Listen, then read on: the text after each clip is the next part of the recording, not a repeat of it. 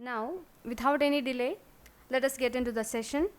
And the very first session from Aptopadesha to Grandharajana. Here we have Dr. Rammanohar sir to share his thoughts on the same. Sir, please. So, very good morning again. Yes. So, we are going to enter into the topic. I've tried to make it very simple. It's mainly to stimulate thinking. We need to, as I mentioned just a little while ago, we need to have our own methodology for knowledge validation, even as we use modern techniques. So, what we are talking about as Parikshapaddhati, if you want a translation, it's actually research methodology. So the word Pariksha here is expected to denote research, right? And in Ayurveda, so many of you may be wondering whether research is something which should come later. Why we should do research in the beginning of your course itself. So I want you, all of you, to think about Padartha Vijnana not as philosophy. Of course there is philosophy in it, but see, they are the basic lessons in research methodology. That is why it is included in the actual syllabus, although maybe it is not always taught in that perspective. You may get confused thinking this is a mix of philosophy, some arguments, and because that is the way it has been presented.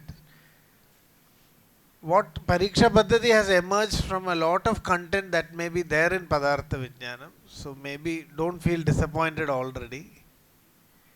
Because maybe, how many of you liked Padartha Vijnanam?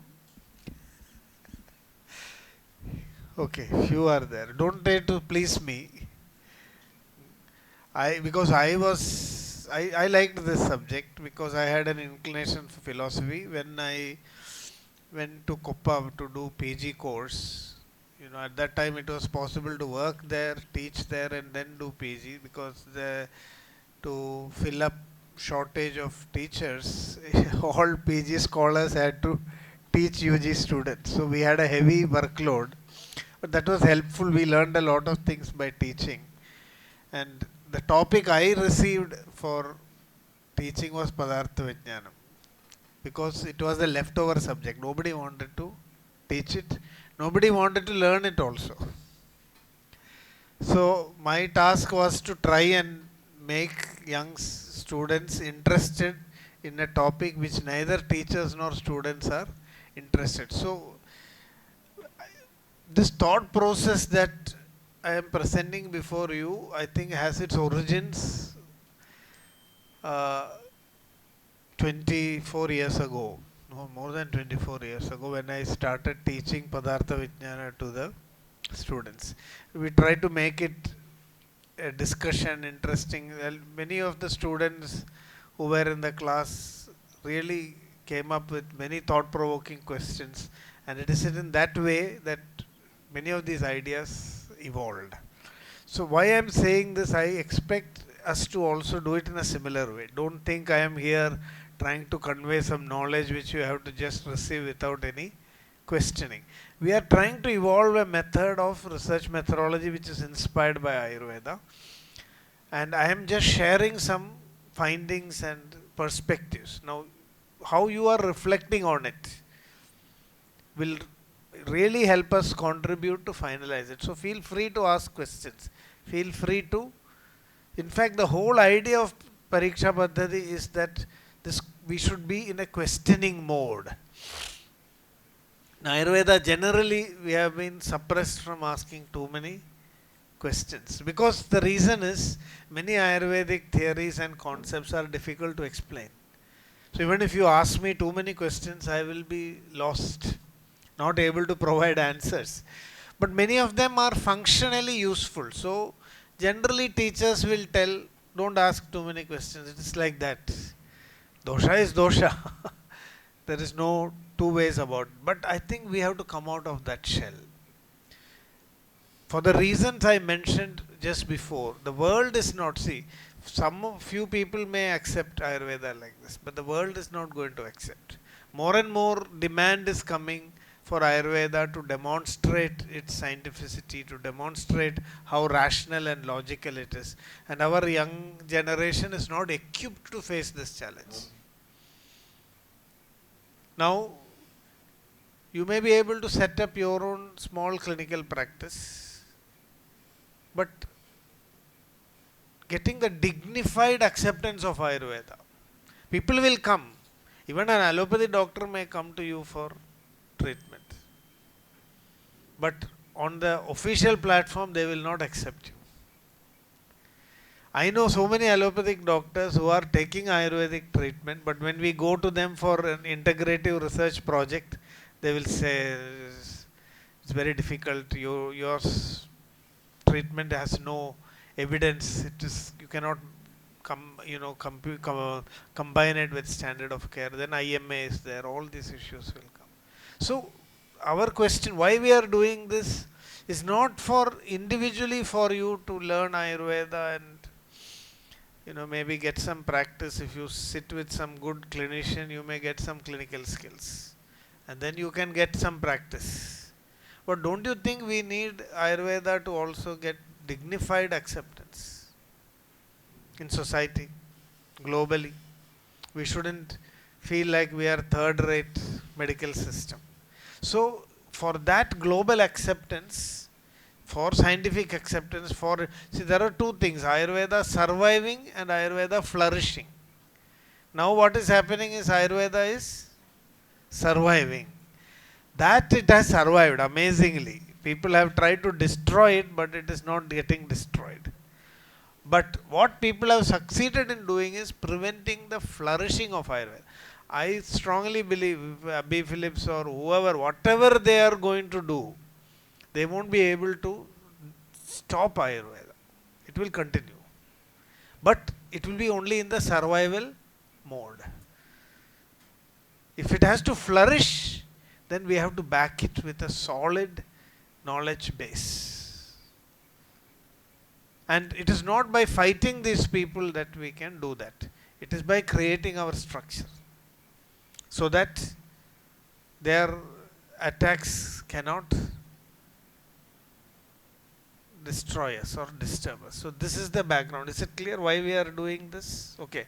So it is not just to pass an exam. What you are learning here may not be able to help you write an exam better. In my opinion, exam systems have to change. So this is not addressing that need. It is going to address your professional need. How you are going to become an Ayurveda practitioner, how you will be able to defend your system, how you will be able to get more recognition, how you can contribute. So why Parikshapaddhati the term Pariksha was chosen? In Charaka Samhita, Trividha Roga Vishesha Vijnaniyam Adhyayam in Vimanasthanam, there is a very interesting passage. See, many of the things we are reading, but we are not getting insight. So this passage says, Trividhe hyasmin jnana samudaye purva maptobadeshat jnanam. Jnana samudaya, three things: aptobadesham, pratyaksham and anumanam. We are tending to look at all three as independent things. Aptobadesha is aptobadesha, pratyaksha is pratyaksha, anumana is anumana. They are not interlinked. So what we learn from aptobadesha is aptobadesha. You cannot apply pratyaksha on that. What you learn from pratyaksha is pratyaksha based. You cannot. But Charaka here says, Trividhe hyasmin jnana samudaye purvam aptobadeshat jnanam. If you study aptobadesha, what you are getting is what is called as jnanam. Jnanam means theoretical knowledge. Tata pratyakshanumanabhyam Pariīkṣāpaddhati. Jnanavadam dvidha pariksha.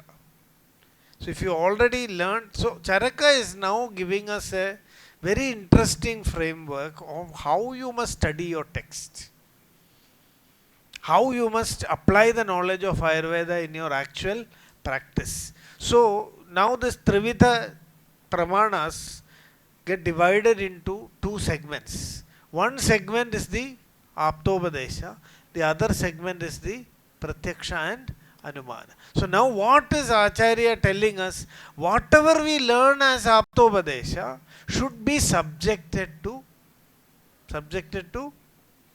Pariksha through Pratyaksha and Anumana. Now this is a very, very strong statement that I am making. Now what Acharya is telling is don't have to believe anything that you have to. So what is the purpose of studying Aptopadesha? Is to understand, not to believe. What is the Acharya? See, the whole idea is, you want to go somewhere, you don't know the route, so you are asking me, and I am trying to give you a route map. Okay. Now if you don't understand my route map, where you will reach? Nowhere. This is all the role of Aptopadesha. Journey has to be made by us. Now what we are doing is, somebody has told the route 3000 years ago, then somebody has interpreted it in another way, and today the route is leading us nowhere. The way we have understood the route is not taking us to the actual destination. So, of course, today we have a Google map, but Google map also can take you nowhere sometimes, is it not? So it is always best to learn from somebody who has actually traveled or completed that journey and knows exactly where we should go. So that is the meaning of an Apta. I am trying to tell this very carefully. I am telling, don't accept Aptopadesha. But you can accept an Apta. How is this possible? An Apta cannot be denied. See, if I have gone to Trivandrum and I know exactly how to go, then I am an Apta as far as the route to Trivandrum is concerned. I am in a position to guide you. Who is an Apta? Who can give you the knowledge with which you can get the same experience that the Apta has obtained.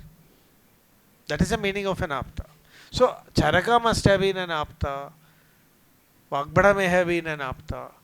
But Ashtanga Hridayam, Charaka Samhita, these are Aptopadeshas. Okay. Now that there is no guarantee that what we are having is the exact Upadesha of these Aptas. Why?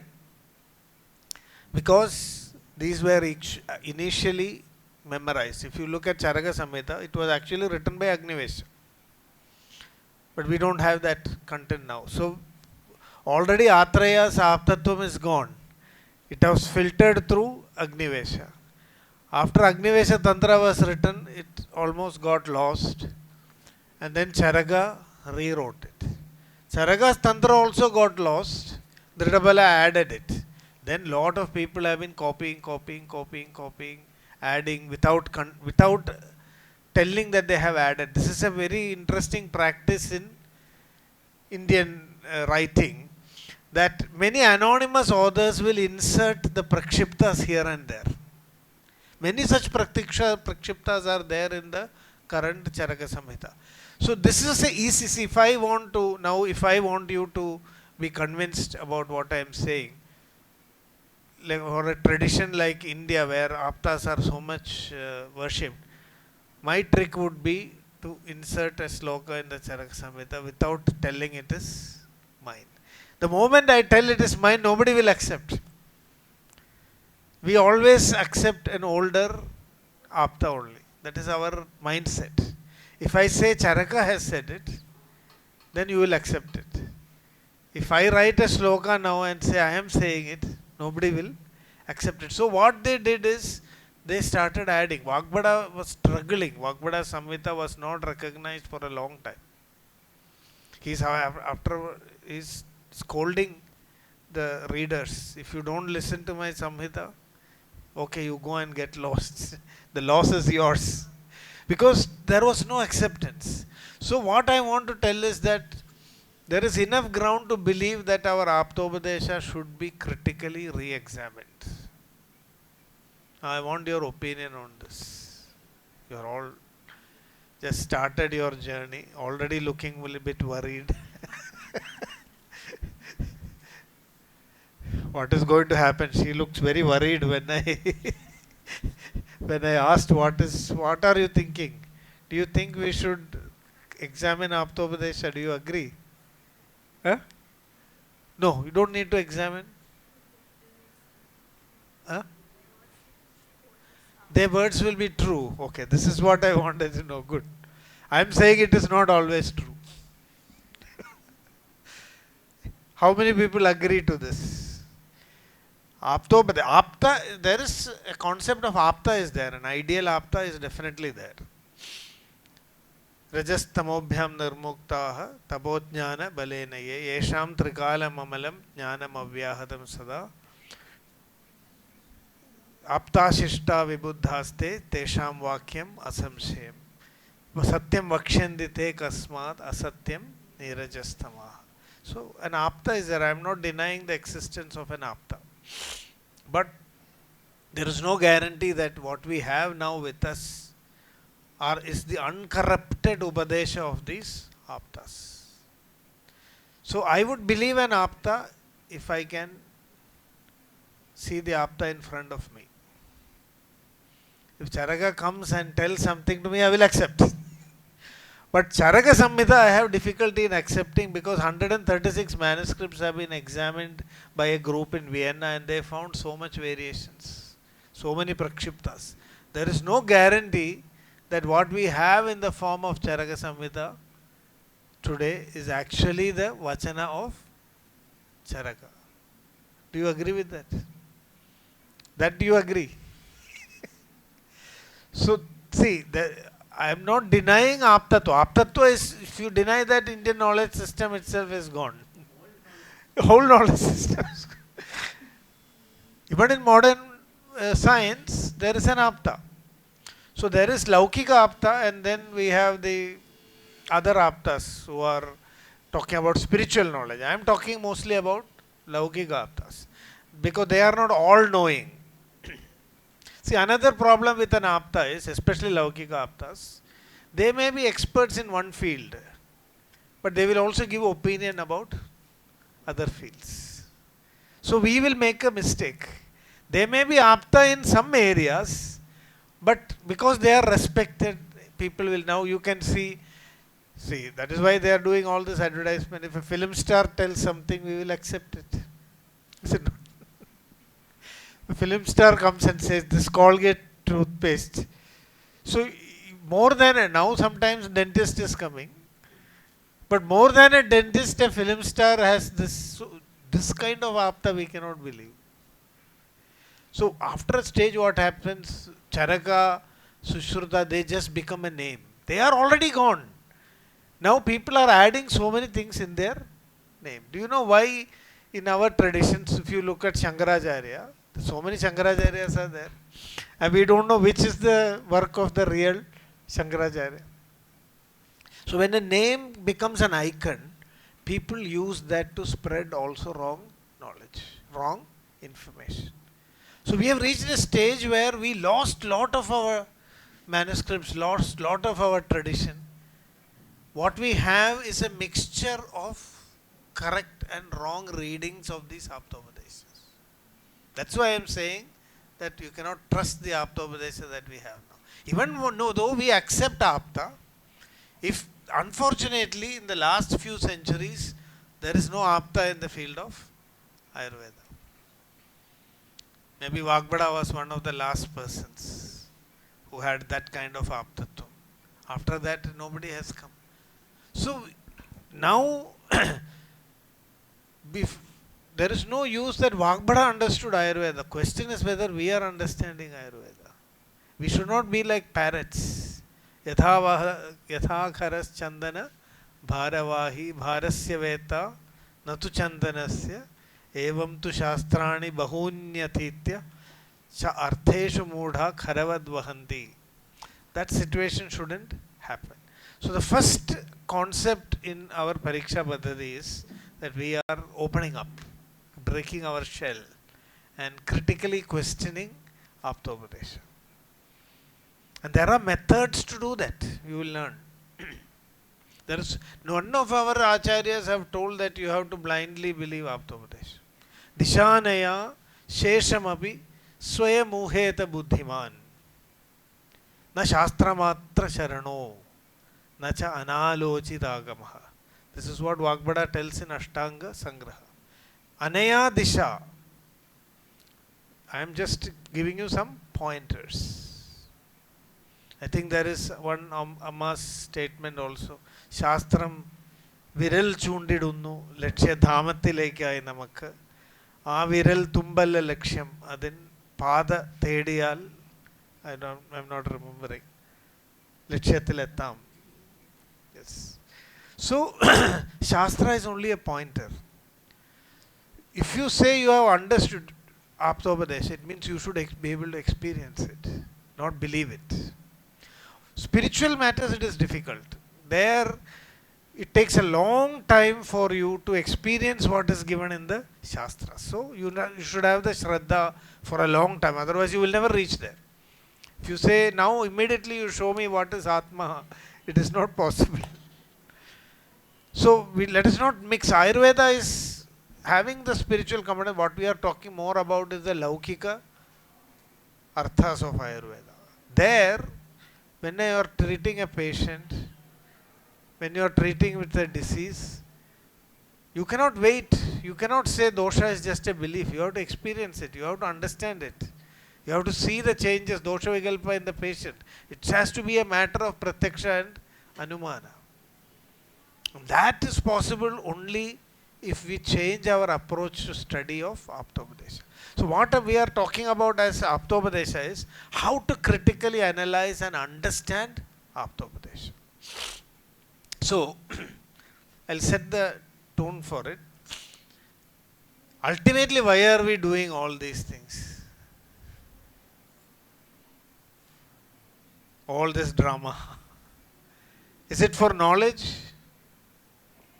No.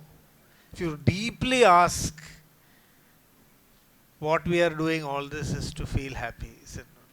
Once we get happiness, we don't want knowledge also. Everything that we are doing is for happiness. So Charaka very clearly tells that nobody is doing anything for knowledge. Knowledge has a value only if it can create happiness. So this is something we have to accept. Our goal in life is, that is why after, if it is a work, if it is a class,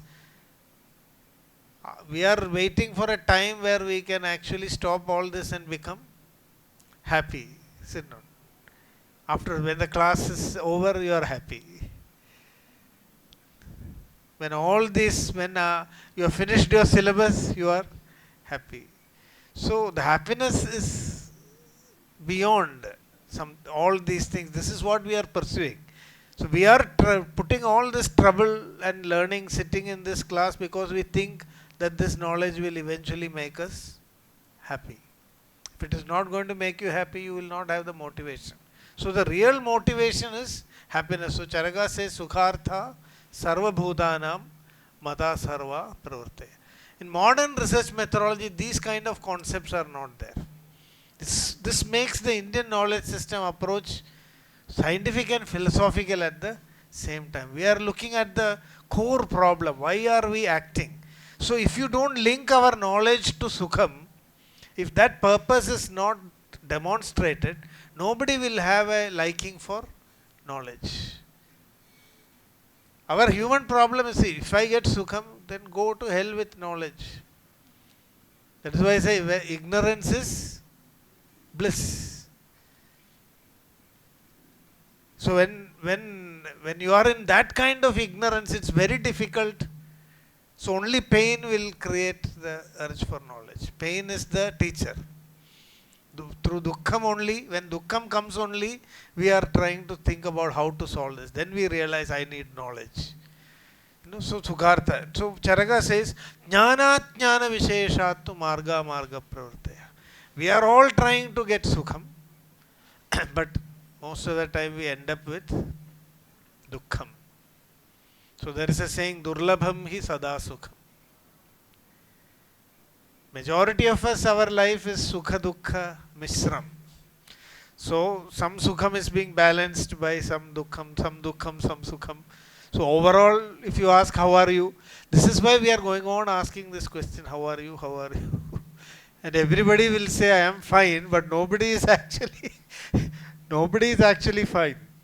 Everybody has their own dukkha bhandam. They are carrying it. But because it is sukha dukkha mishra, if you are really lucky, then your life may be fully sukham. Few punyatmas may be able to get such experiences. But if you look at the majority of the society, it is dukkham only. So Shankaracharya said, Lokam shoka hatam cha samastam. The world is killed by sorrow. If you look at few people, cross-section, you may not be convinced. But if you look at the whole cross-section of society, if you look at this moment, how many people are dying, how many people are getting sick, how many people's dreams are being shattered. It is unimaginable, unimaginably skewed. Majority are in sorrow. So don't we want to change that? This is the philosophy of Indian knowledge system. So as that famous statement from Mahabharata, I think, Nattuham kamaye rajyam, na swargam na punarbhavam, kamaye dukkha taptanam, praninam arti nashanam. So we found that the highest ideal that any human being can get in their life is to remove the sorrow of the world. There is nothing else worth living for. So this whole knowledge enterprise is trying to address this human existential problem. This idea is not conveyed in modern education. Why we are studying to get a degree, why we are getting to get a job. This is the whole idea. And everybody is trying to get a little sukham in this rat race. So don't you think knowledge system, when it is taught, it should be taught in its totality. So why we are creating, so many people are suffering from so many illnesses. I got some small problem in my eye, I lost peace of mind for so many days. I don't know, now as we are getting aged, I know that the death sentence will come any time. It may be in the form of a incurable disease. It may be in the form of suffering. We don't know. It is going to happen. So how do we solve this? What is the way to solve this? Is there a way to solve this? Or are we all trying to get happiness and then end up in sorrow? So that is, Charaka here is telling us, Jnana Ajnana Visheshattu Marga Marga Pravartaya. So everybody is going for Sukham, but some people end up with Dukkham, some people end up with Sukham, some people end up with Sukham and Dukkham Mishra, and generally what people say, it is random. It is happening randomly. Some people are lucky, some people are unlucky. That is one explanation. But Ayurveda Shastra tells it is not random. Jnana Jnana Vishesha.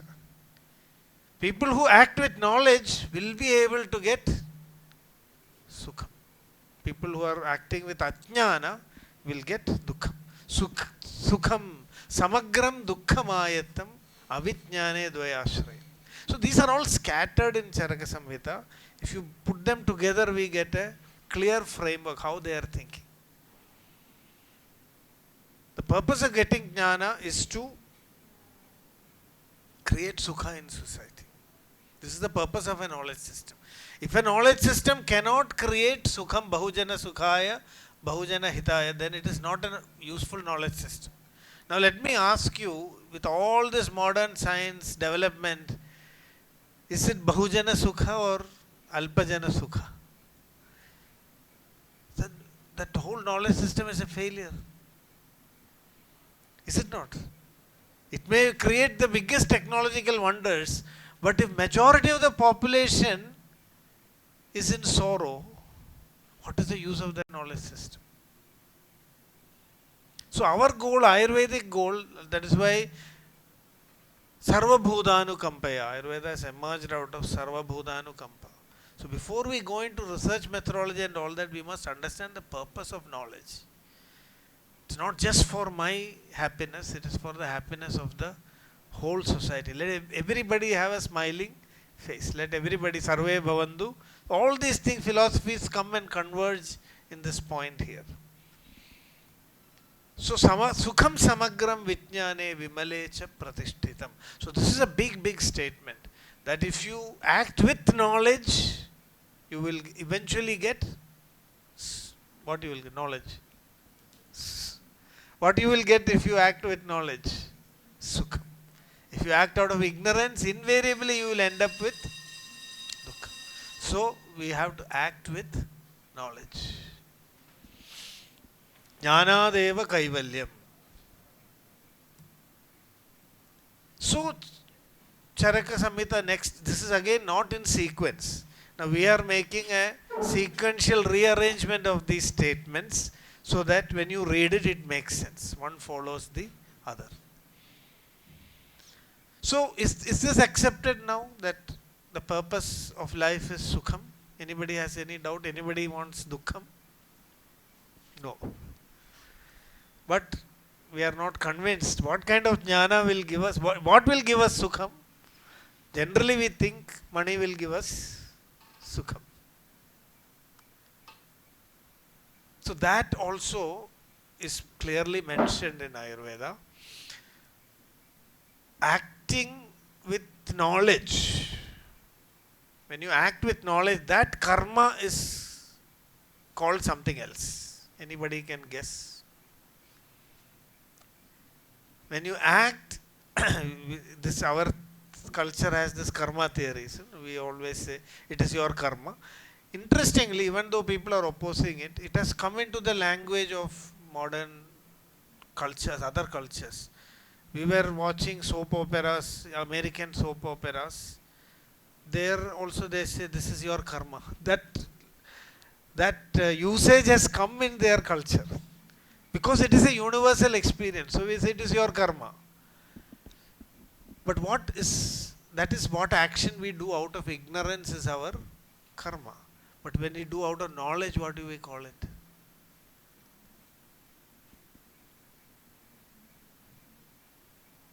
The karma that is enhanced or made complete with the light of knowledge, what will we call it?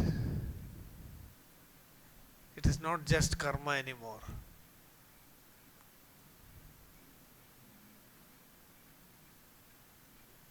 Very similar sounding word. It's a very similar sounding word. So if you now in karma means you are acting in darkness. So when you move out in darkness here, what will happen? You will trip and fall. If you are lucky, sometimes you will correctly go.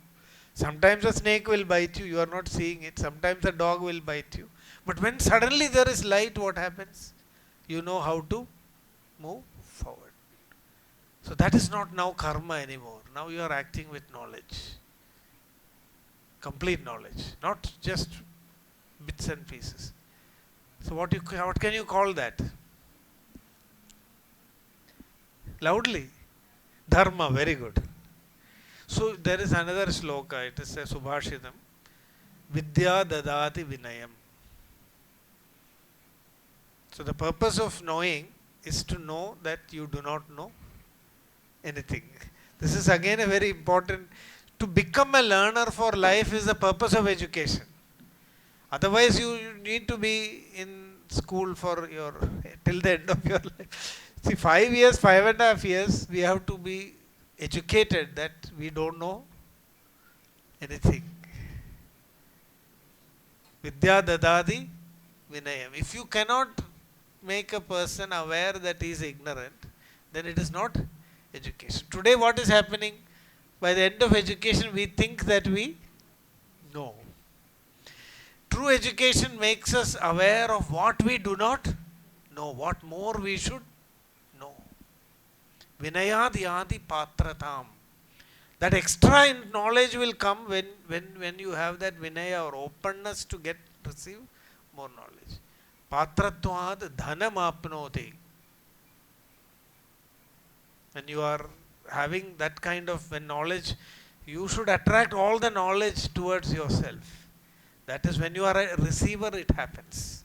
To be a receiver, so when I study Ayurveda, I understand that I don't know enough of Ayurveda. So I have a thirst to learn more and more of Ayurveda, and then more and more knowledge will come to me, and with that knowledge, dhanam apnoti. Anybody knows the end part of this? Now dhanam apnoti means everybody's eyes become bright. Now we can get all the sukha in the life. No. What is the next line? Dhana dharma tata sukham. This is a very important aspect. So all these things are brought together in a beautiful philosophy in the Indian knowledge system, so that it informs action. The purpose of dhana is to do dharma. Only from dharma sukha will come. Sukha will never come from dhana. Sukha will not.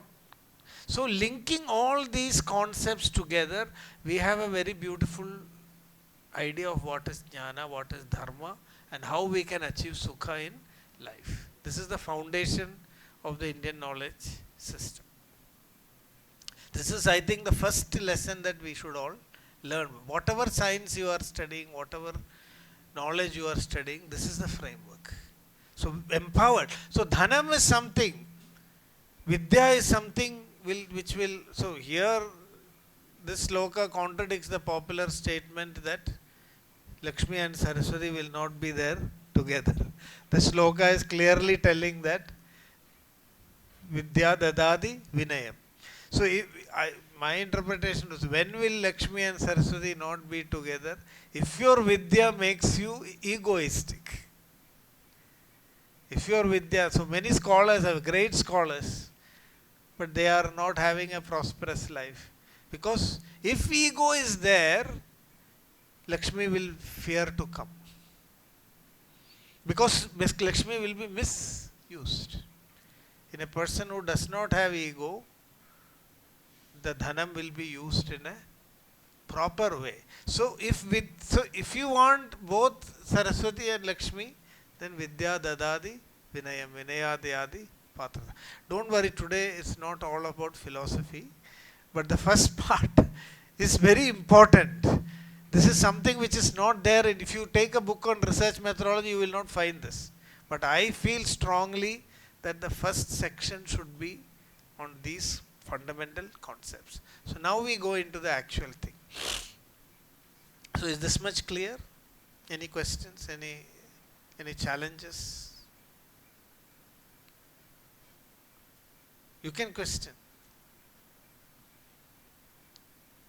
It's not a fight. It's thinking. Questioning means you are thinking. If no question means you are not thinking. So are you thinking? Are you thinking? No. No questions. No questions means that you are not thinking. Usually when you think, that is why in Aptopadesha, when you study Aptopadesha, Akshepodha Samadhanam. Akshepa and Samadhana is the method of studying Aptopadesha. That is what we want to reintroduce. Akshepa means you should try to refute everything in the Aptopadesha and then get the Samadhana for that, the response. The student is asked to bring the Purva Paksham, or the teacher will bring the Purva Paksham. If the student does not bring the Purva Paksham, teacher will bring the Purva Paksham. Say there is dosha, so teacher herself or himself will tell What about the proposition? We are not teaching this way. So any topic, any Vishaya you take, you must present all the possible Purva Pakshas. So please start thinking that way. When I am saying something, start thinking how many ways you can actually oppose it. That can you think? How many ways is it possible to oppose that statement? That is, all the Purva Pakshas should be compiled, and then we have to find answers for that. Akshayabodha Samadhanam. All our Aptopadesha should be studied in that way. Now, when you understand that way, that is what is the purpose of studying Aptopadesha? Because Dvivitham eva khalu sarvam, satcha, asatcha. What we are experiencing in this world is of two types. Sat means that which is real, and asat means that which is not real. In order to distinguish between what is real and what is not real, we have to do the Chaturvitha Pariksha. Tasya Chaturvitha Pariksha. So that is why we are using Parikshapaddhati. Now Parikshapaddhati has a definition. Parikshapaddhati means the process through which we distinguish between what is Sat and what is Asat. If our experience is Asat, it means it's Ajnanam.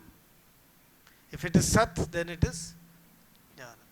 So we have to distinguish between what is Sat and what is Asat. Not simply believe. The purpose of studying the Shastra is for us to experience what is Sat and what is Asat. Without the Pariksha, that is not possible. Now my proposition here is, without Pariksha, without opposing or questioning or analyzing Aptopadesha, you will not even understand Aptopadesha. If you simply receive Aptopadesha, Acharya, I am so grateful to you, I am worshipping you, I don't need to ask any question. If it was Charaga, he would slap you. Charaga would say, you have to ask the question. There was no discussion in Charaka Samhita unless Agnivesha asked some question. Sankhye, Sankhyada Sankhye, Sahasinam Punarvasam. Agnivesha is going, how the class starts. Today, teachers are coming to the students. You are all sitting in the room, hoping teacher will not come. And then teacher comes, teacher has to struggle so much to get some response. Teacher will ask the questions, sit not, to know whether you have learned. But go to Charaka Samhita, Atreya is sitting quietly, not bothered about the students. He doesn't want students. Today, if admission doesn't happen, whole college is gone. Everybody is worried where students will come from. In those days, students were struggling to get accepted by the Guru. If you go to the Guru, he will shoo you away. Go away. No place here.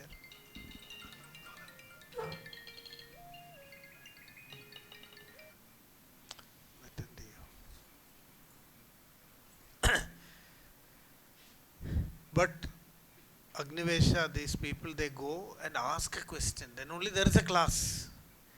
It would have been nice if our system was like that. Then we would have no class at all. If NCSM creates a system that a class should be taken only when the student asks a question, it would have been a nice system. Everybody would be sitting.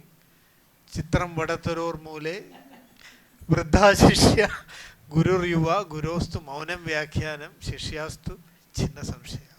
You have heard that? Maunam. Teacher comes, Maunam. Student also Maunam.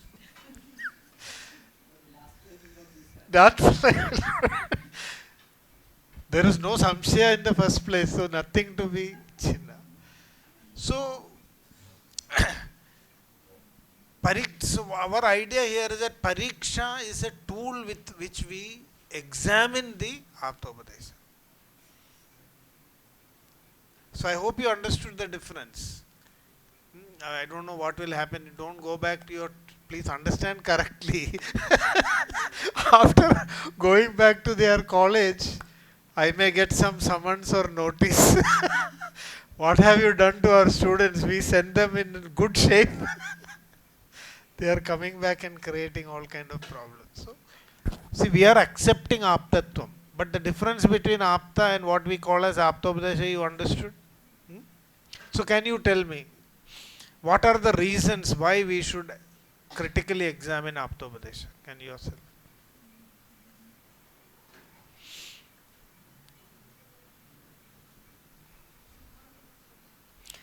Know more about the subject. Now, why are we questioning an aptopadesha, even though we are accepting aptatvam? One is, of course, you have to understand what they have. So, just by reading or chanting alone, you may not understand the meaning. Second, I am just trying to see whether you are following what I am saying, otherwise there is no use. Anybody else can say? Few reasons why we should critically study aptopadesha.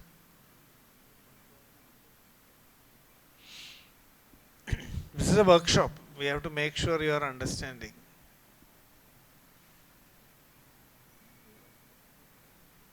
I told the reasons. Are you able to understand? Anybody? Why do we say aptopadesha? Even though, see, Charaka is supposed to have written it, but Charaka Samhita may not be fully acceptable, where Charaka is acceptable. What is the difference? Why that difference? Yes?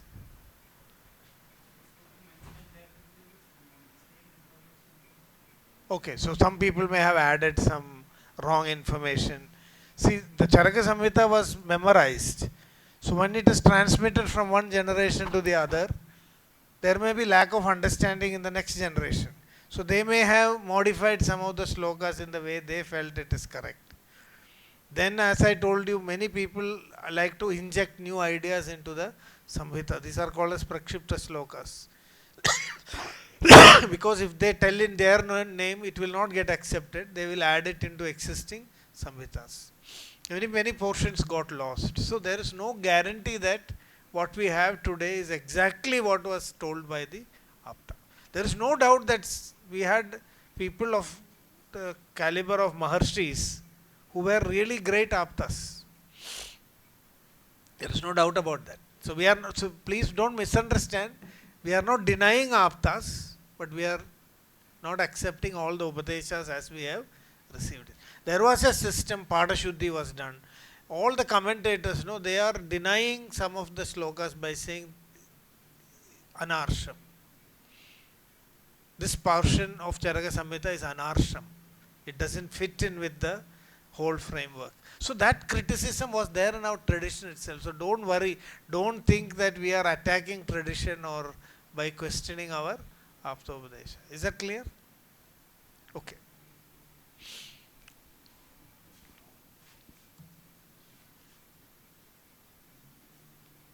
Okay, so these are points that I already mentioned. So objective of study Aptopadesha is to understanding meaning correctly. Simply reading Aptopadesha will not suffice.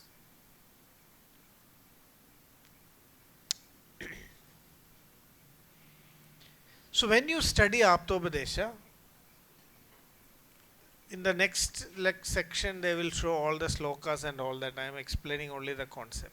When we study Aptopadesha, suppose we have understood it. Now we have a problem.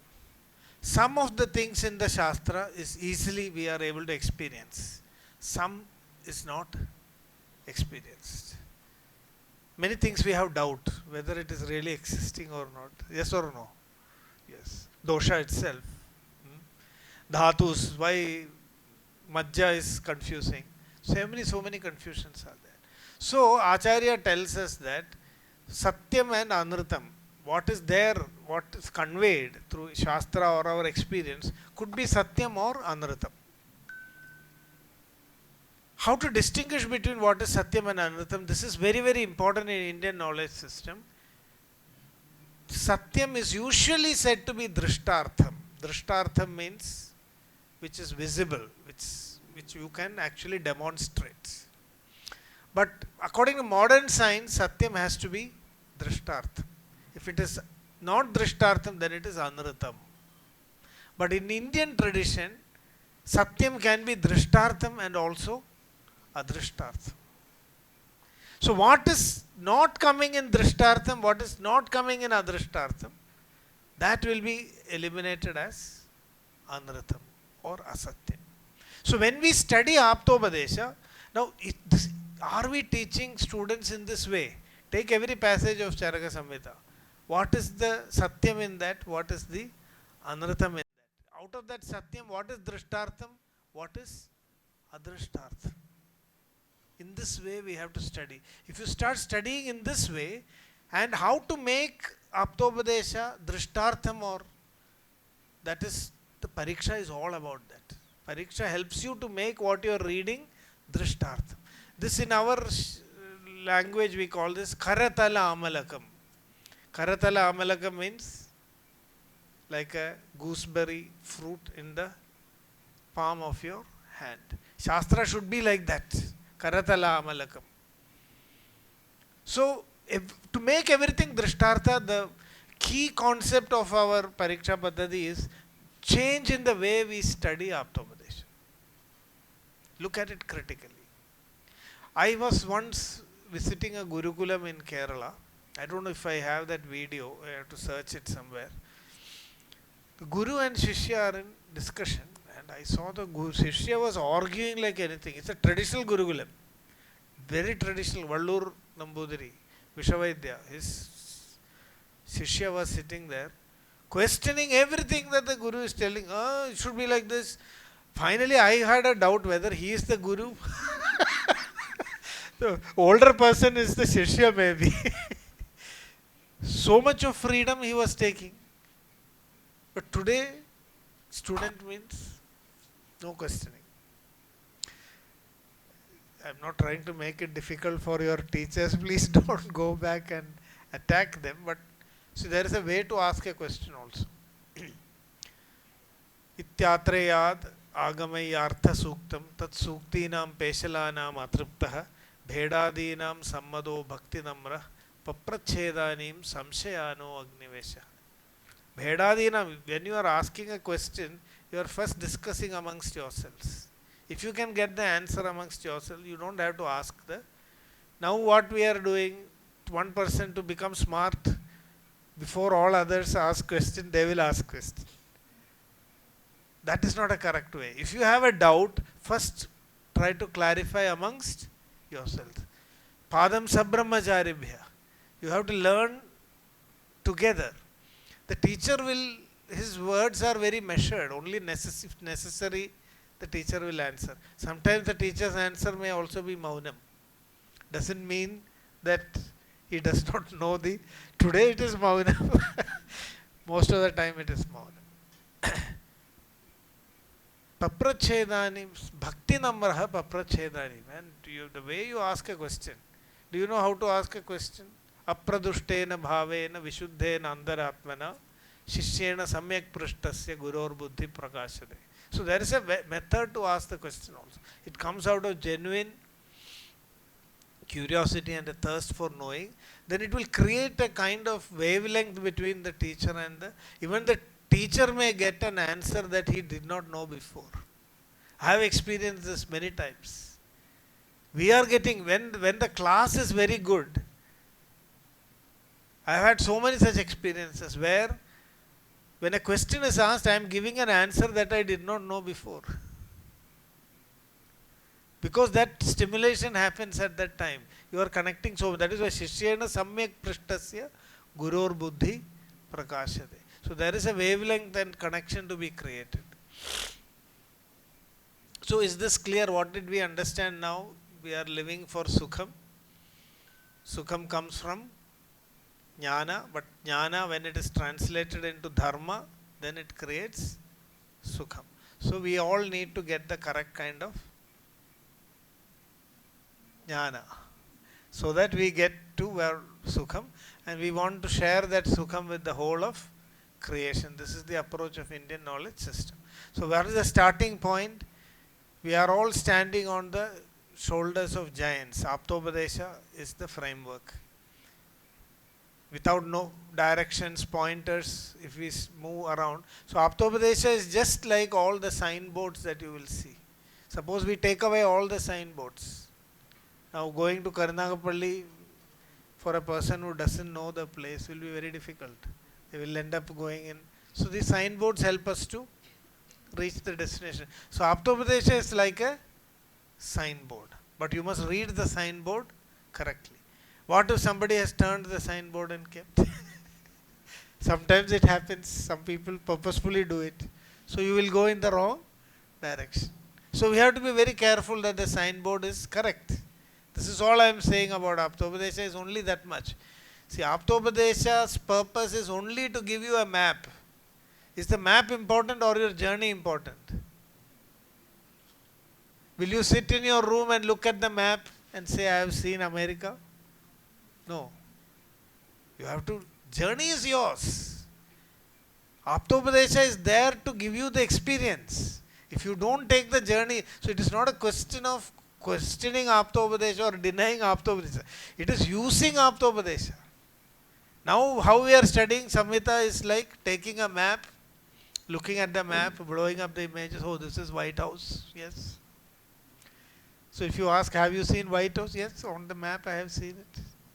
But you are not taking that journey. So we have to embark on that journey, and that journey is what we are calling as what? The journey of experiencing what is in the Aptopadesha is called as, you have to tell, otherwise I am stopping here. That is called as, anybody? The journey of experiencing what is in the Aptopadesha. That methodology is called as, yes? Pariksha. Very good.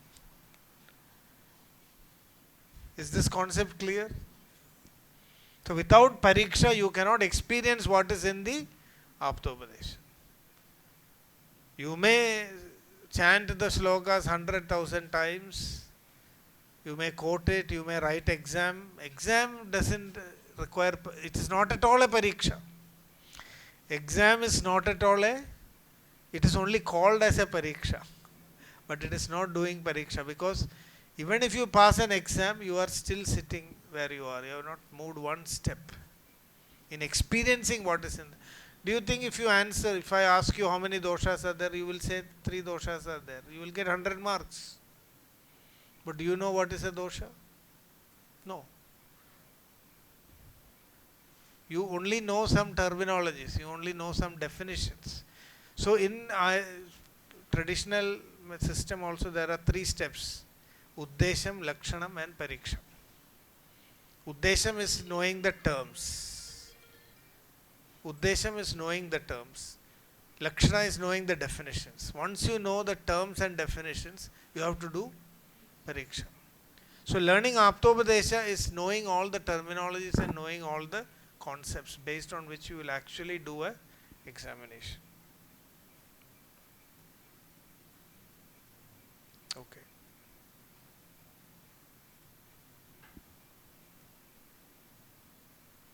So after studying Aptopadesha, what one obtains is Jnana. When we verify it through Pratyaksha and Anumana, it is becoming Vijnana. So now you have knowledge of dosha. Is it Jnana or Vijnana? Jnana. Do you want to make it into Vijnana? Vijnana means you have a direct experience. You have experiential knowledge of the Shastra. That is to be done through Pratyaksha and Anumana. So, now what I am telling again may be a little controversial, because this means that the Samhitas need to get updated every generation. Every generation Samhita needs to get updated. The purpose of introducing this Parikshapaddhati is to create such an updation of our Samhita. In my opinion, unless this happens, our system will not progress into the future. We are stuck in the past. We are preserving Ayurveda like preserving a museum. So it is nice to have the old pathis, all that. If you arrange in a room, it looks nice, posh. Some of our new treatment centers, they are all making it, they look like museums. What we need is contemporary Ayurveda. See, ultimately, the question is what we are applying, is it helping people? Are they able to get back to their feet? So we have to bring new applications. So have you heard of Ukta and Anukta? Ukta Jnanam and Anukta Jnanam. Charaka says, Etavadhyalam alpa buddhinam vyavaharaya buddhimadam tu swanumana yukti kushalanam anuktartha jnanaya. So when you are studying the Shastra, how many of you are getting Anukta Jnana? Means knowing more than what is mentioned in the Shastra. Are you getting? Ukta Jnana itself you are not getting. Then how you can get Anukta Jnana? So one of the purposes of studying Aptopadesha, and when you club it with Pariksha, Anuktartha Jnanam. So where will all that Anuktartha Jnanam go? It has to be brought back into the Shastra for the next generation. So that the next generation will again do this churning. They will get new Anuktartha Jnana. That will again go into the... So when you have Anuktartha Jnana, you will become capable of becoming a Swayam Kriti. Swayam Kriti means innovator. You create your own applications. Tattvadhigata Shastrartho Drishta Karma Swayam Kriti. This is how Sushruta defines a physician. Tattvadhigata Shastrartha Drishta Karma. Drishta Karma Swayam Kritihi. Swayam Kriti means what? You are creating your own things. So Ayurveda Shastra was designed to make Swayam Kritis, not parrots repeating what is already there in the tradition. Is that clear? So that happens at the stage of Yukti. So Aptopadesha to Pratyaksha and Anumana, Jnana to Vijnana.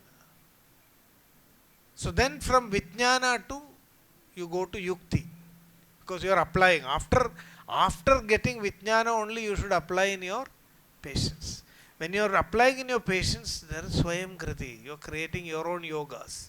You are creating your own treatments that are specific for that patient. That is a method of Ayurveda. And then you become a seasoned clinician. You have Anukta Jnana. You are Swayam Kriti. So you have to do Grantha Rachana. Sthityartham Ayurvedasya Tetha Grandhani Chakrire. After Agnivesha learned from Atreya, he went through the same process. First he got the Aptopadesha. Then they did Pariksha. Then they did the Yukti. Then Agnivesha decided, I am going to write all this. So Agnivesha did not write, he was not a scribe taking notes like what we are doing. In the class we will take the notes, in the exam we will vomit it. Is it not? Even in modern medical college, they are doing that thing. My son, when he got admitted and got the first advice from physiology teacher, the physiology teacher advised that you bring fat notebooks. If you want to pass the exam, just note down what we are saying and then you will be able to answer the exam. So Agnivesha Tantra was not just the teachings of Atreya. He was not simply making a blind notes of what his teacher was saying. He did the pariksha of the teachings, he did the yukti of the teachings, and then wrote the grantha.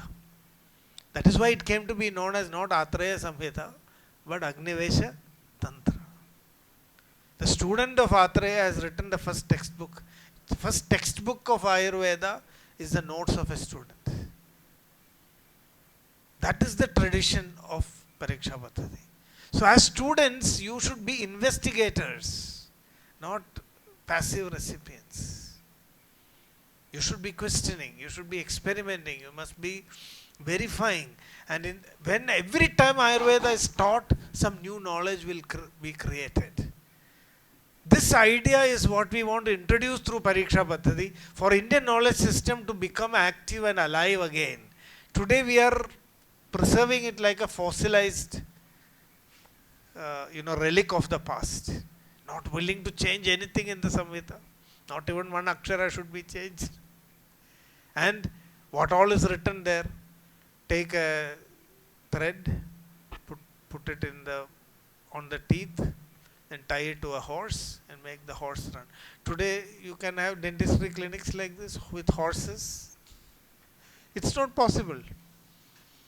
So we have to make Ayurveda contemporary. And unless this engine of Parikshapaddhati is introduced, it is not going to happen. So Grantha Rachana, again, you will learn about it fully. I am just wanting to show you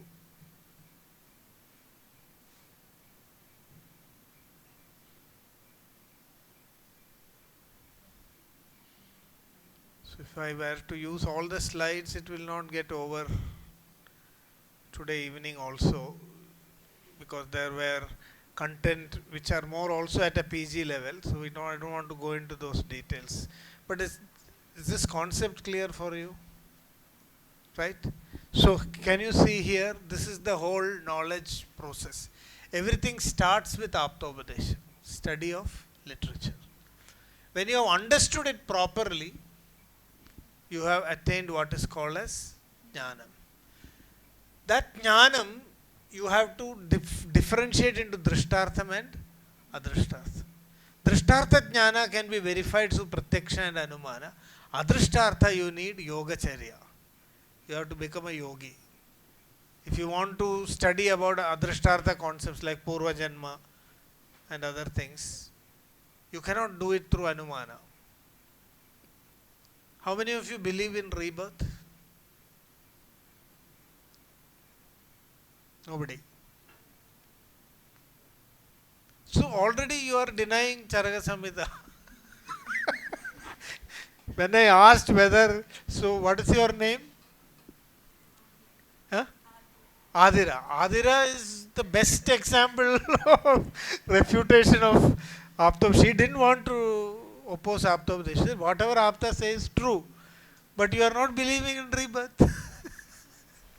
So Charaka has said, Nastikya buddhim tyajet. So you don't believe. This is a problem. So for exam you are believing, in life you are not believing. You believe in rebirth? You believe. But when I asked, nobody lifted their hand. You think. So where is the proof? You remember your past life? No. So why do you believe?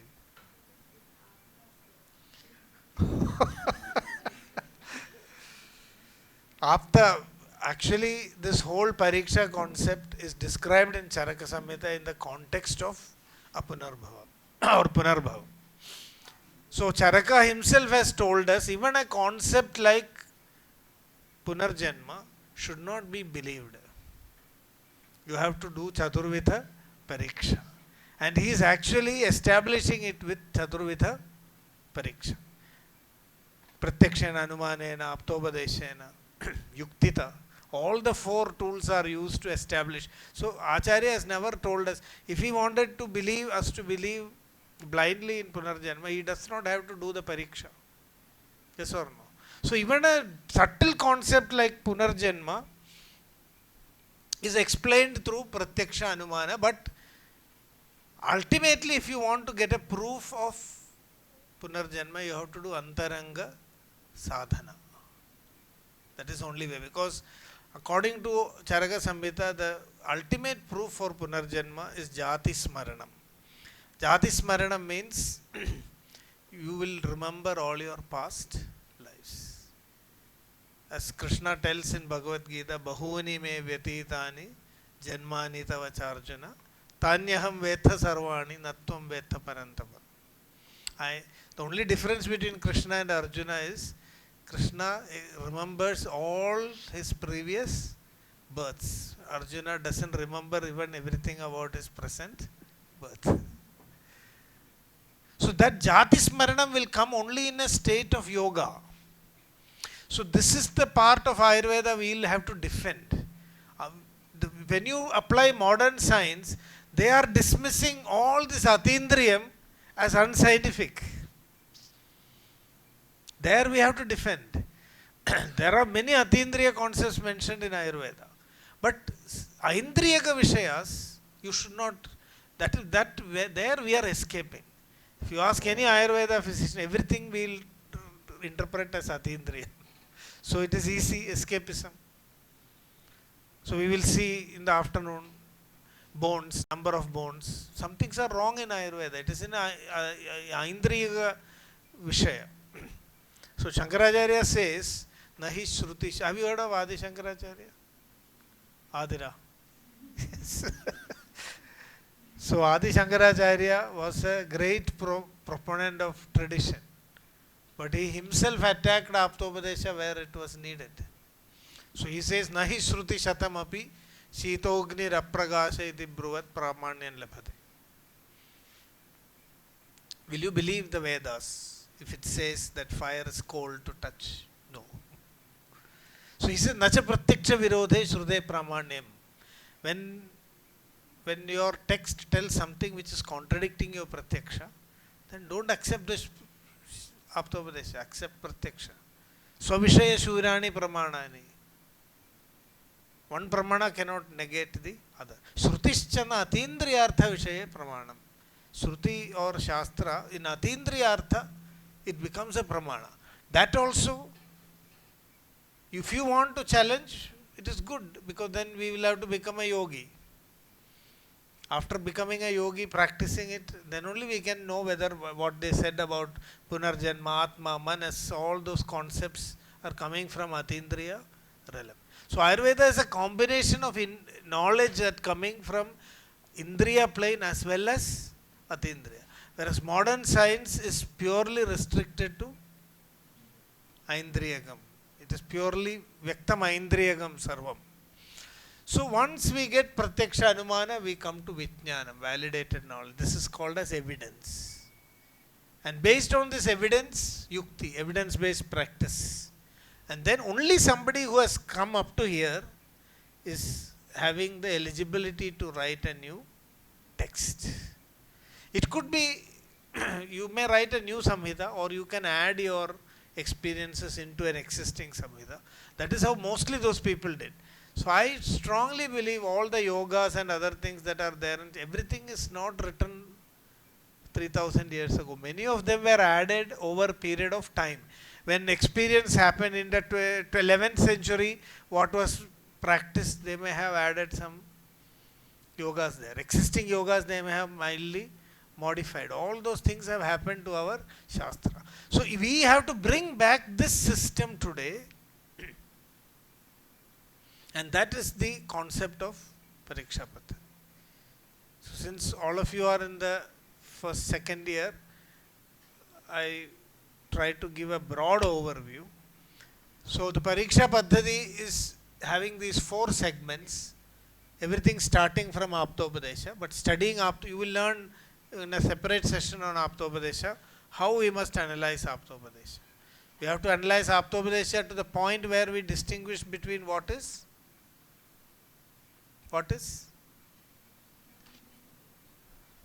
Yeah, tell loudly. What is your name? Huh? Aditya. Adira Aditya, all starting with A. Okay. So tell, when you study Aptopadesha, what will you distinguish if you studied it correctly?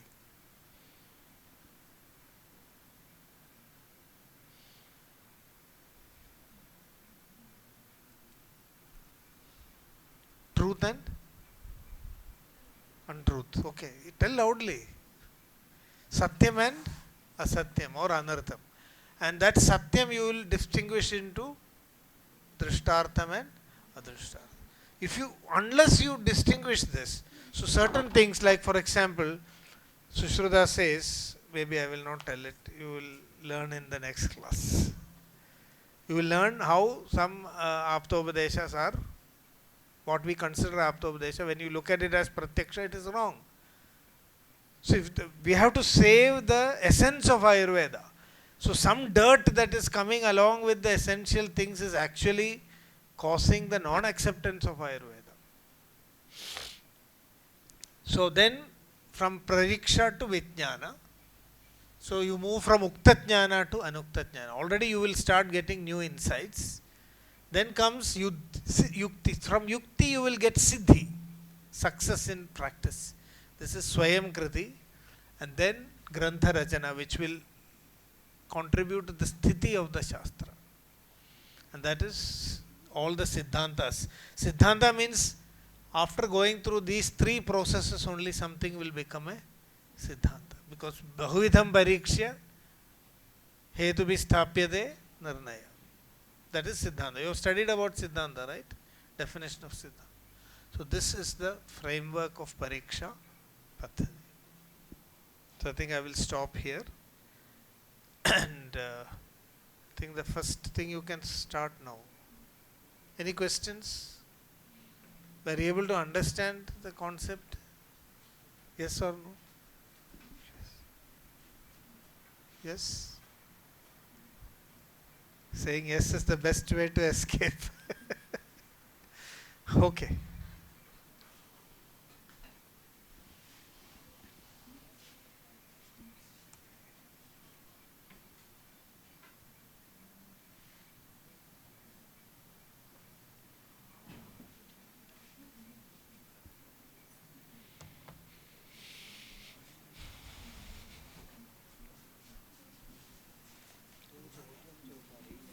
അതാണ് പ്രശ്നം. അത് തന്നെ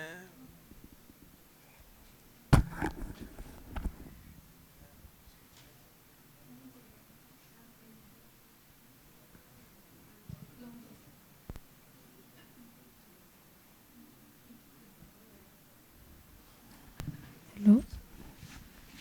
You guys can take a break for 5 minutes and come back. 3 minutes and come back.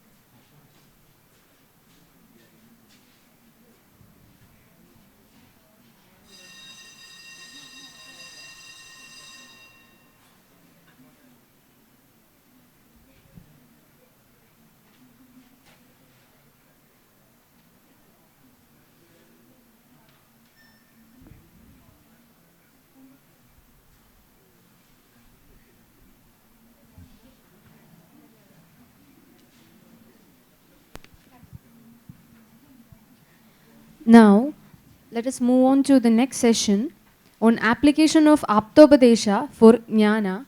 I welcome Dr. Devi M, Assistant Professor, Department of Samhita, Siddhanta and Sanskrit, Amrita School of Ayurveda, for the session. Ma'am, please.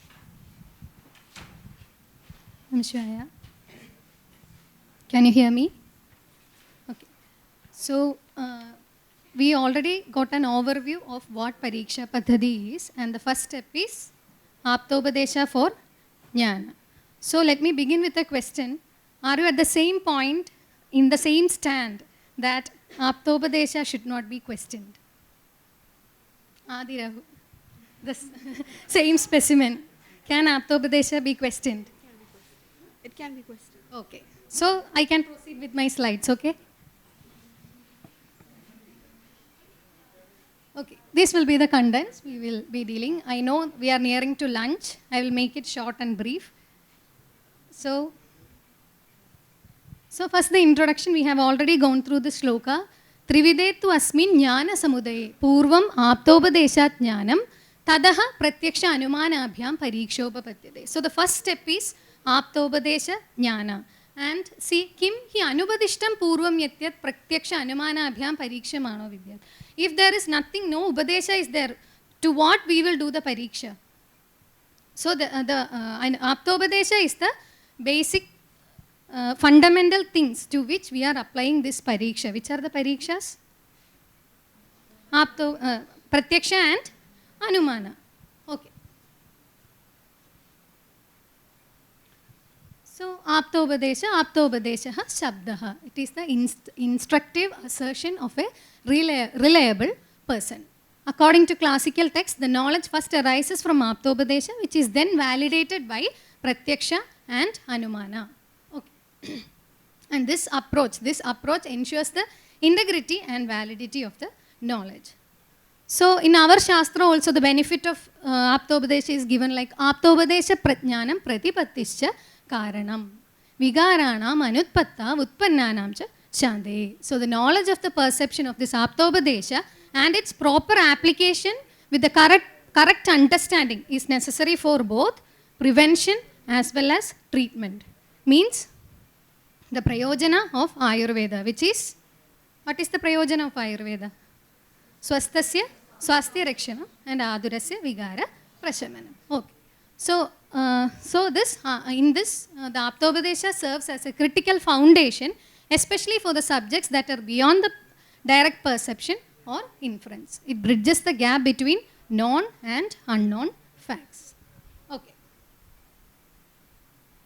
So, now we will see how to approach our samhitas to get the proper jnana or knowledge. There are some tools which we have to apply in order to get the proper knowledge from these Aptopadeshas.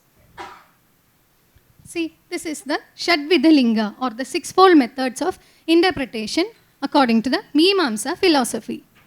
Vakyasya vakyartha avayava arthau vakyartha pragaranarthaha prastavartho adhyayarthaha shastrarthaschedi Mimamsangam. So, Vakya, first we should have an idea of the sentence. When we are approaching a Samhita, we will just see the sentence. Then the meaning, we will try to see the meaning of the sentence. Then we will divide it into the meaning of individual words. Then we will understand the context, the place or position of the text, title or designation of the text. This is the first way we see when we approach a textbook.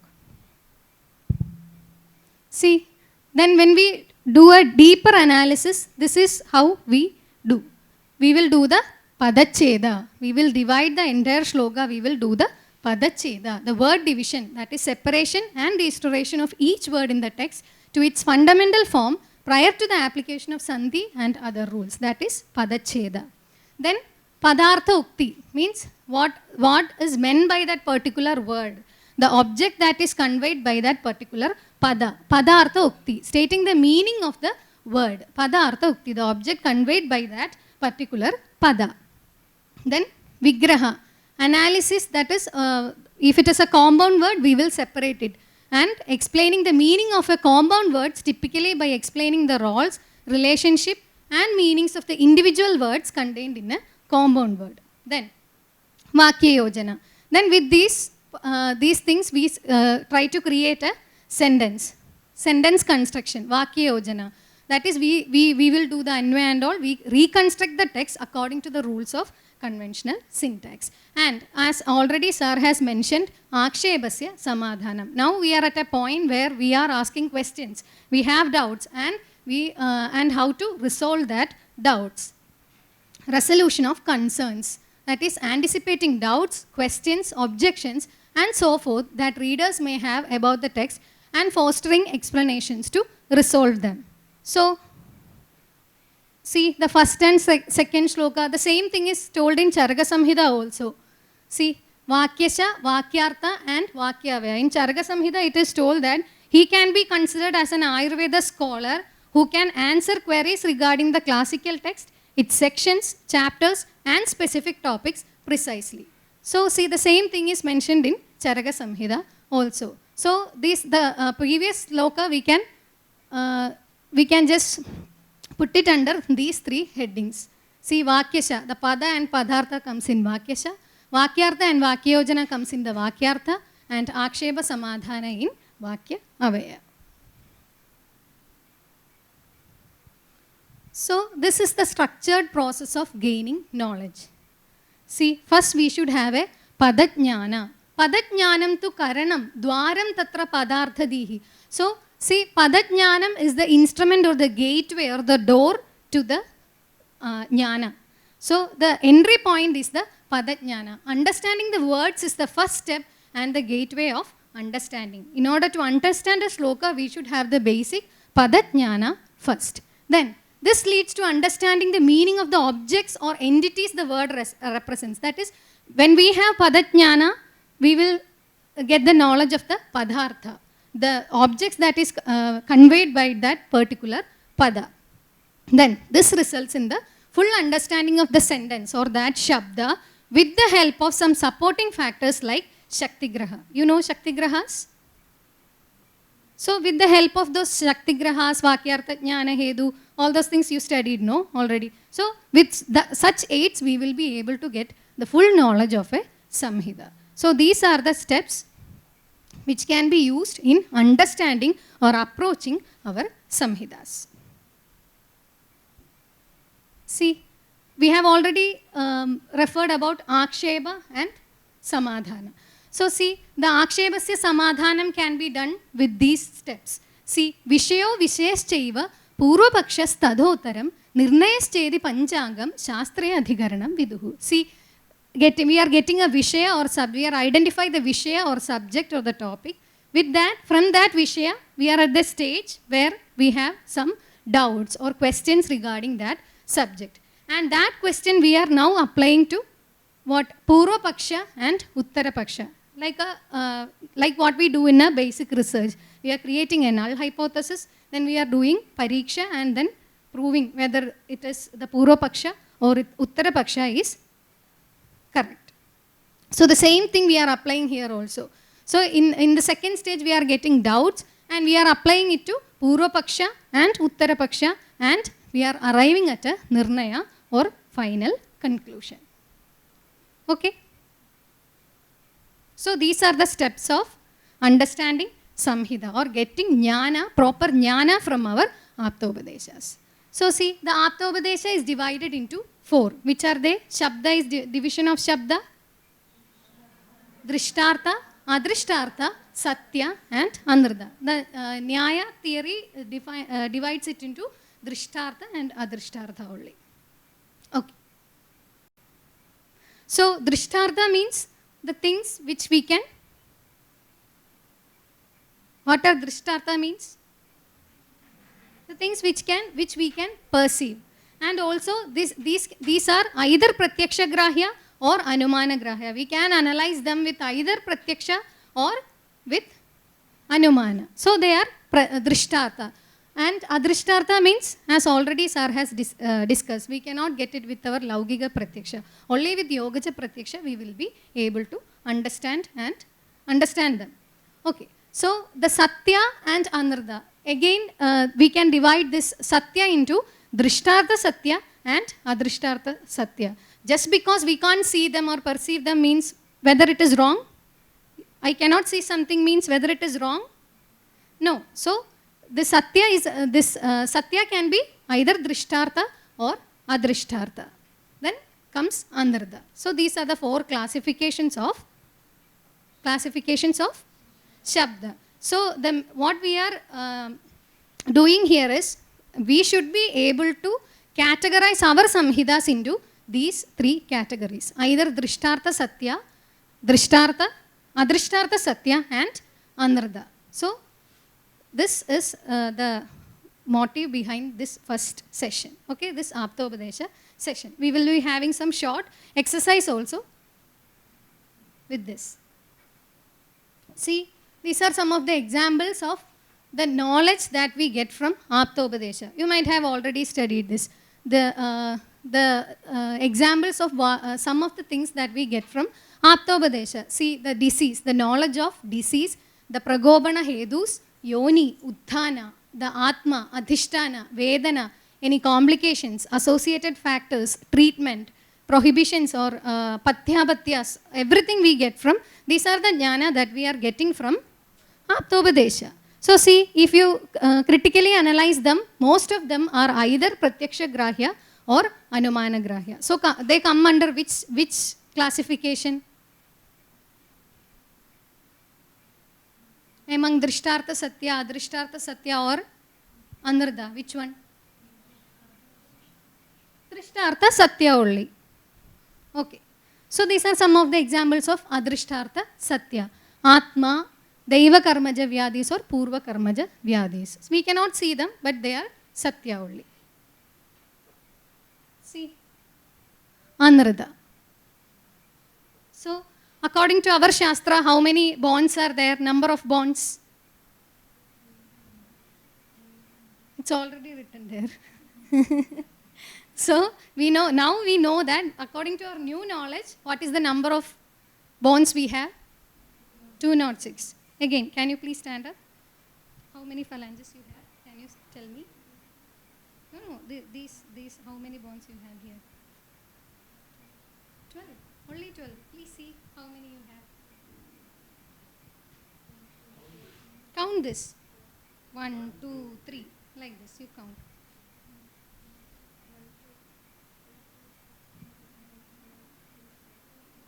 Only 2 in this. Only 2 joints you have here. 14. So 14 plus 14? 28 only. So we have only Hastanguli, only 28. But see, in our Shastras we have Hastangulis 30. What would be the probable reason? This one is also counted as 3. That is why. Then about Fuffusa means the lungs. In our Shastras it is only, we have, it is not differentiated into, clearly described as paired organs. But now we know lungs are having how many lobes? How many lobes? How many? Left and right. Okay. So the peshi, see the number of peshi or muscles, it is in our Shastras it is 400. But now, no, 500 peshis and extra 20 for females. So now we know that they are approximately 650 in number. So after proper pariksha with pratyaksha, anumana and yukti, and these such things, these type of things should be refined and updated with new knowledge in due course of time. Isn't it? Whether it is needed or shall we study the same thing? Whether this should be corrected or not, what is your opinion? Whether this should be rectified or updated or refined, or we shall follow the same, we will study the same thing or not? What is your opinion? We should follow this. We should follow this. You are ready to follow this. Okay, your opinion? Shall we correct this or follow the same thing? Correct. Yes, she needs it to be corrected. So, you can tell your opinion regarding it. It should be corrected. Okay, she needs it to be corrected. Should be corrected. Corrected. Okay. It should be corrected. Should be corrected. It should be corrected. Yes.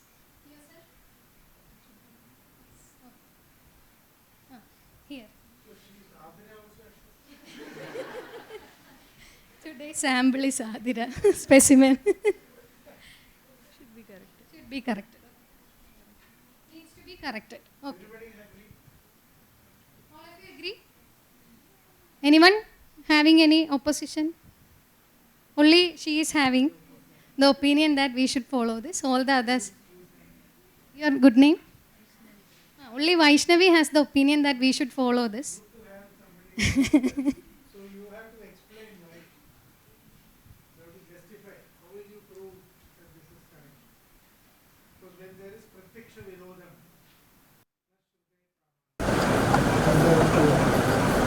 here we are having a pratiksha virodham. If you count, you will not get the same. This is a pratiksha virodha. And there is a pratiksha virodha, we don't have to accept the shastra. So, how will you accept? You will create another human body with a different anatomy. We can only create a model. Any human being born biologically will not have this. Or do you have any other way to explain it? How you are doing it? Just because it is after this. You can take the microphone. Don't fear. It's okay. This is Session very is open for important. discussion. You can tell him. Yes.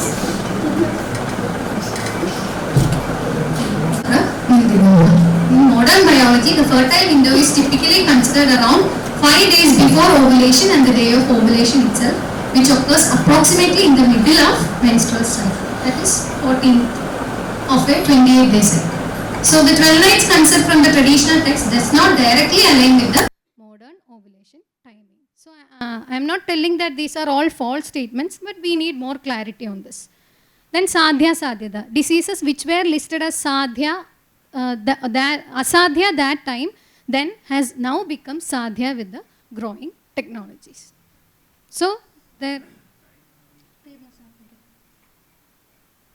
So now we are moving on to, we will have a quick exercise. Give one explanation for that.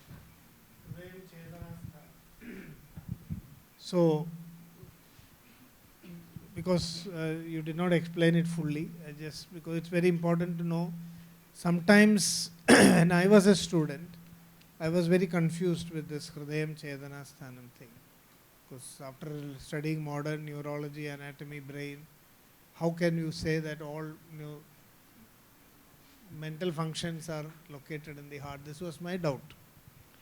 So here is an example of why we must read Aptobadesha carefully before jumping to conclusions. See, Hridayam Chetanasthanam it is mentioned. But does it mean that heart is the seat of the mind?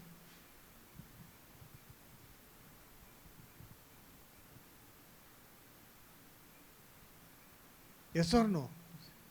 Yes. But mind is said to be achetanam. Achetanam kriyavachcha manaha chetayita aparaha. So this confusion has come because in our thought process, consciousness and mind are two different things. They are not the same. Heart is said to be the seat of consciousness, not of mind.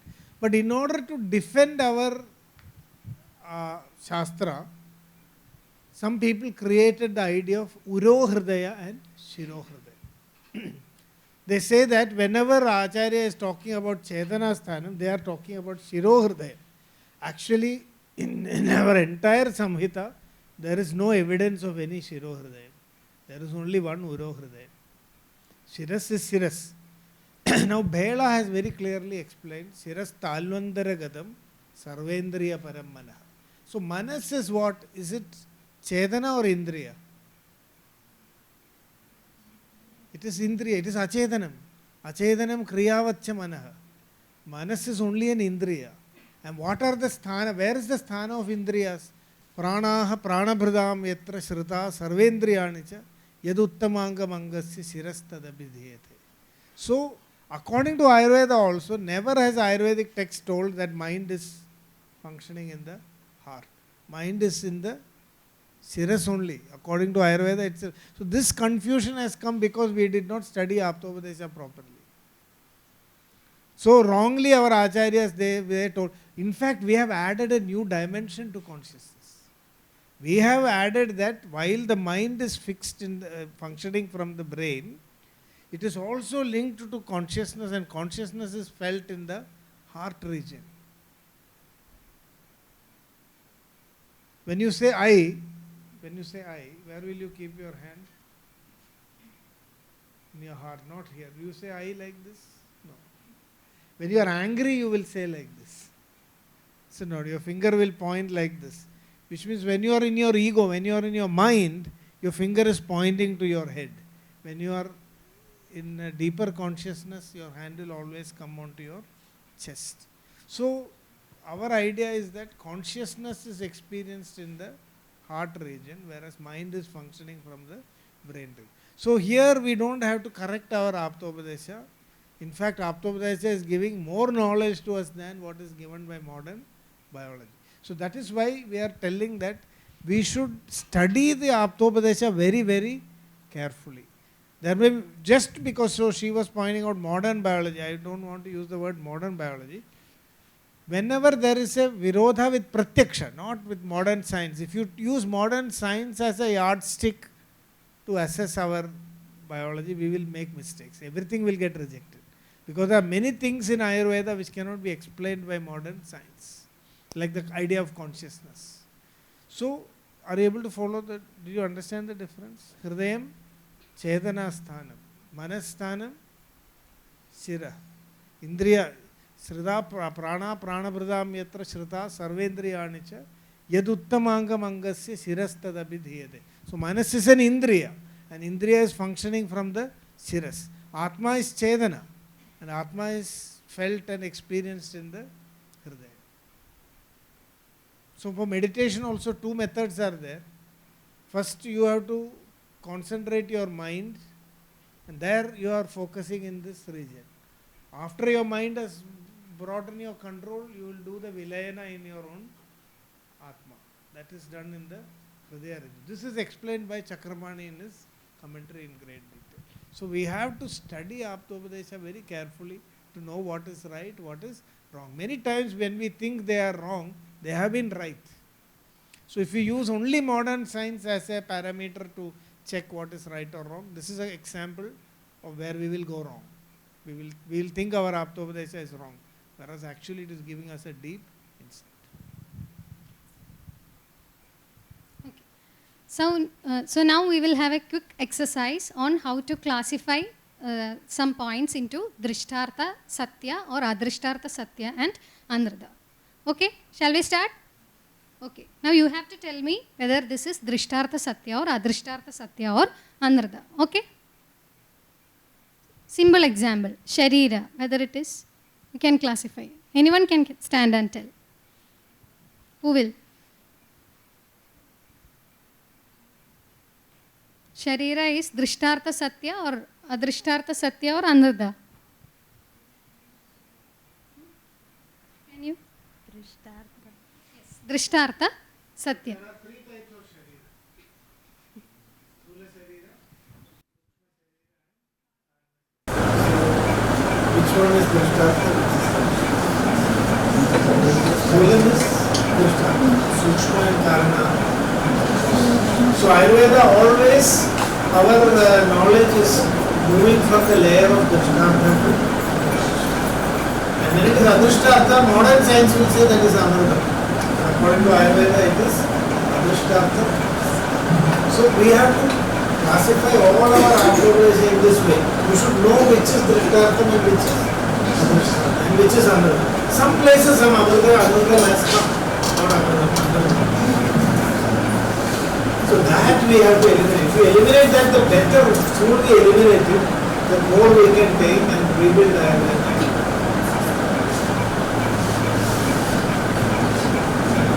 Shadrasa. You have to tell me whether it is Drishtartha or Adrishtartha and why.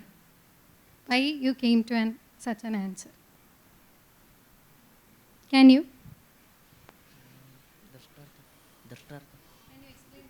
Drishtartha.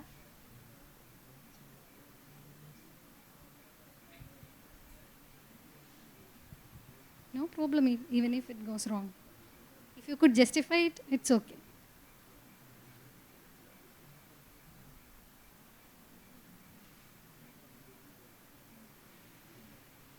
Yes, you are having an answer.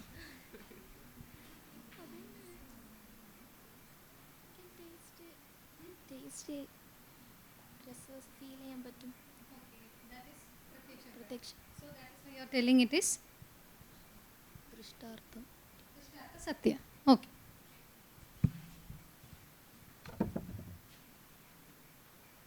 What about Rasadhadu?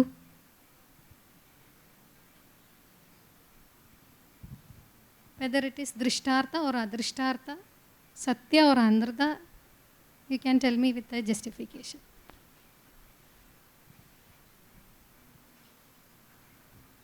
Can you? Some of these, when you go for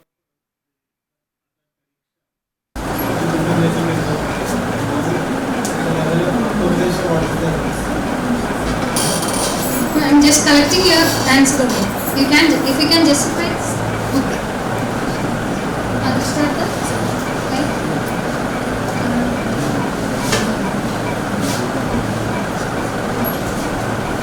you cannot directly see, it doesn't mean. See, what is Hanumana Grahi is also to be classified as Drishtartha. If it is not Pratyaksha, everything is not Pratyaksha Grahi. So Drishtartham doesn't mean that it has to be all Pratyaksha Grahi. Hanumana Grahi is also Drishtartha. But then using some techniques, if we can separate from Rakta, if we blend for some time, what will happen? The plasma and the cells will get separated. So that is probably, this is fascinating, because how did they know the existence of Rasadhatu? This is not visible. The Rasadhatu comes out of the capillaries, blood doesn't come out of the capillaries. So they knew that functionally Rakta and Rasa are different. They must, this is verifiable through Anumana. For Anumana it is verifiable. So this is also we can consider as a Drishtartha. Adrishtartha is something which you cannot verify through Pratyaksha or Anumana, which you have to believe till you actually experience it. So in this way what we are telling is, if you start, whenever you read your text, start classifying those portions into Drishtartha, Adrishtartha or then you will have a better hold of the subject and better understanding and appreciation of what exists.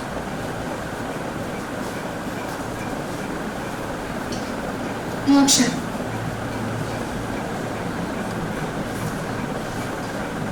Drishtartha or Adrishtartha? Or Anartha?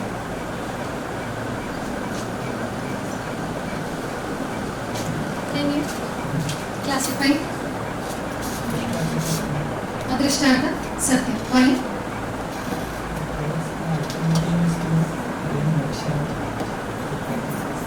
So that is right. Whether it is Pratyaksha Grahi or Anumana Grahi, Moksha? Anumana Grahi. Okay, why?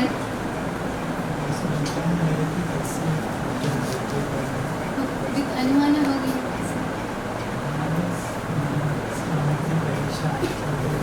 So with Anumana, how will you prove that we have moksha? If one has attained moksha, how will you prove with Anumana?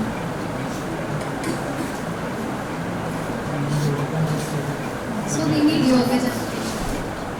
With normal Pratyaksha or Anumana, can we?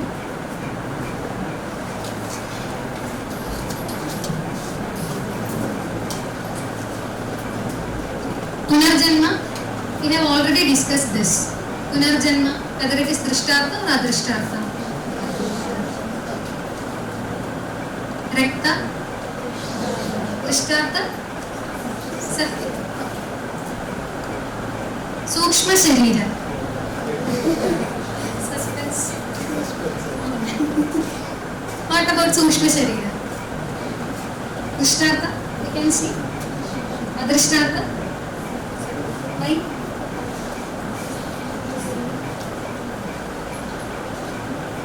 That's right.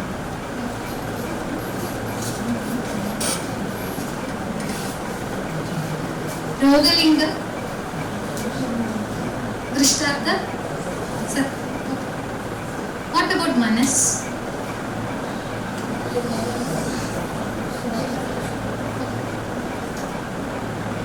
Ativahika Purush.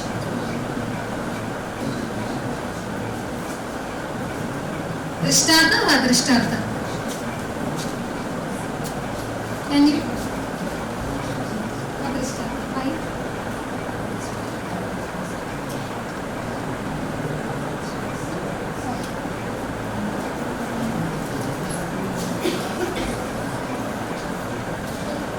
With this last exercise we can stop. Can you classify this? Pancha Indriyas, whether they are Drishtartha or Adrishtartha. Pancha Indriyas. Drishtartha?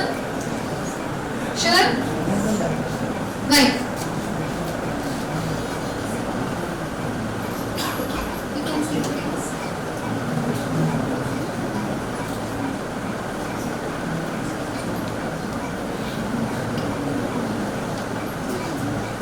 Can you? Adrishtartha. Why?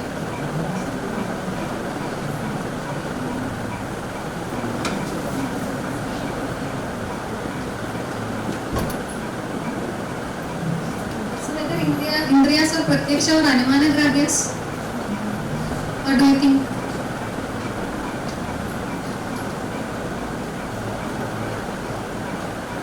Pratyaksha we can see Indriyas. Pancha Indriya Dravyas. Which are the Pancha Indriya Dravyas? Which are the Pancha Indriya Dravyas?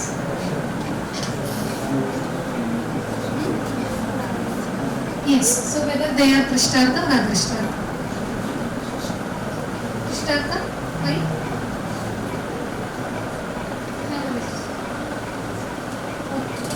Pancha Indriya Adhisthana, whether they are Drishtartha or Adrishtartha, which are the Adhishtanas?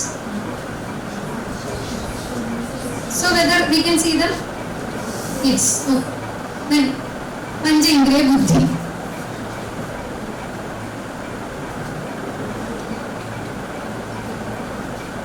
Till then. Why?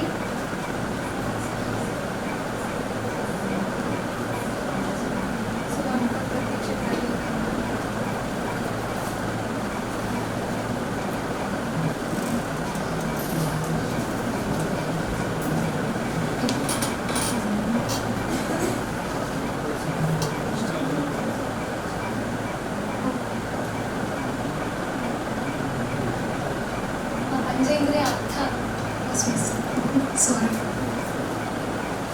So what about Panchindriya Arthas? Which are the Panchindriya Arthas? Sabda Sparsha Rupa Rasa Gandha. Whether they are Drishtartha or Adrishtartha.